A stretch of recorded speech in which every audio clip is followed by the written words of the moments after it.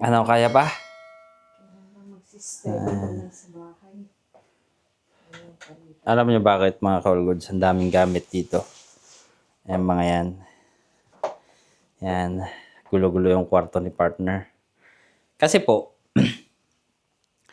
yung agency po, tapos na po yung kontrata dito sa accommodation nila.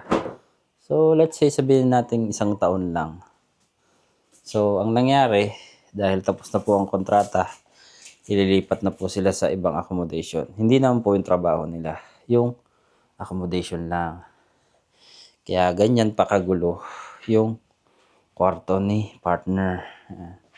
Bale ito, nakaimpake na. Lahat to hanggang dito. Meron pa dito pala. Tatatata. Ayan, nagbawas na siya ng gamit. Ito konti na lang. Ito pa. Konti na lang din. Grabe no, ilang maleta to. So 1, 2, and 3. Plus may mga box pa. Yan. Solo lang niya. Gamit niya pa lang yan. Ito pa pala. Oh, meron pa dito. Mga all goods. Yan. So 1, 2, 3, 4. Plus mga box. Tsaka to. Yan.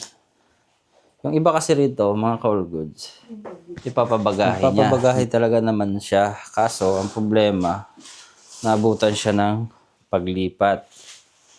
Kaya yung iba, sa kanya na ipapabagahe.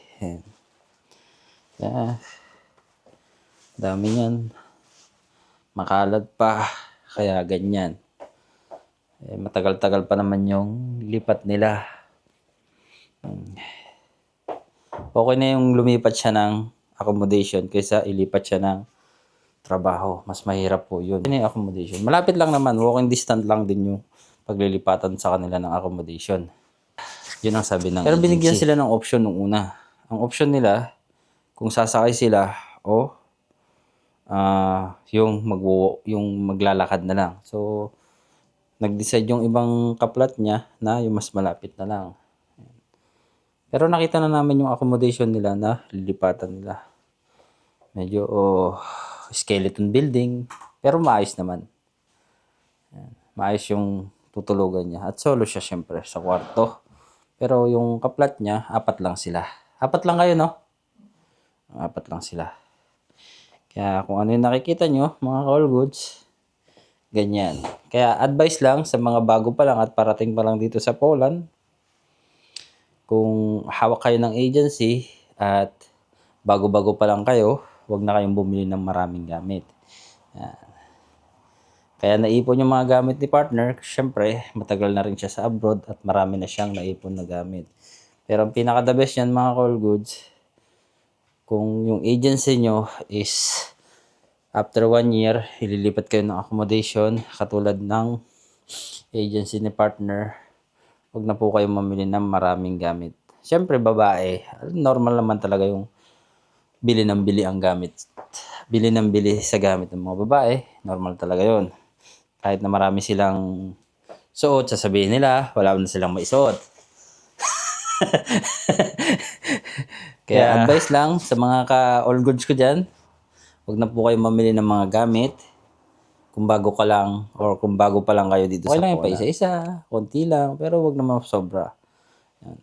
Si partner kasi hindi niya namamalayan yung damit niya, yung mga gamit niya. Yan, naiipon na pala. Yung iba, hindi niya na alam. Meron pala siyang ganito, meron pala siyang ganyan. Yan. Kaya ganyang karami yung gamit niya na naipon na. Ilang taon na rin naman si partner dito. Kaya yung mga iba, naipadala niya na, napapackage siya na sa unang accommodation namin, nung magkasama pa kami sa isang agency. Kaya ngayon, yan ang project niya. Pang 2 days niya na ngayon, buti pinayagan siya ng supervisor niya, yung mabait niyang supervisor na mag-request siya ng ganitong off. Kaya ngayon, yan ang project niya. Mag-ayos ng mga gamit niya. At yung ibang gamit ko sa bahay, yan. Iuwi ko na rin sa kwarto. Yan yung gamit ko. At yung ibang mga kasama naman ni partner, nag-iimpake na rin. Yan. So, dalawang plot yung inarkila ng agency para sa kanila. Yan.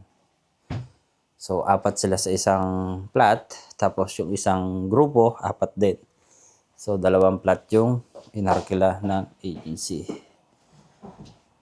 Kaya ngayon, ito, nag-aayos pa si partner.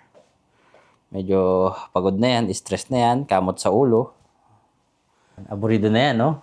Hindi na umiimik. Kasi kahapon, nag-ayos siya, at saka ngayon, nag-aayos pa rin siya. Kaya sa mga ka-all goods ko dyan, huwag na po kayong bumili ng maraming gamit kung bago-bago pa lang kayo rito sa Poland. All goods, ingat po mga ka-all goods. Bye-bye, all goods.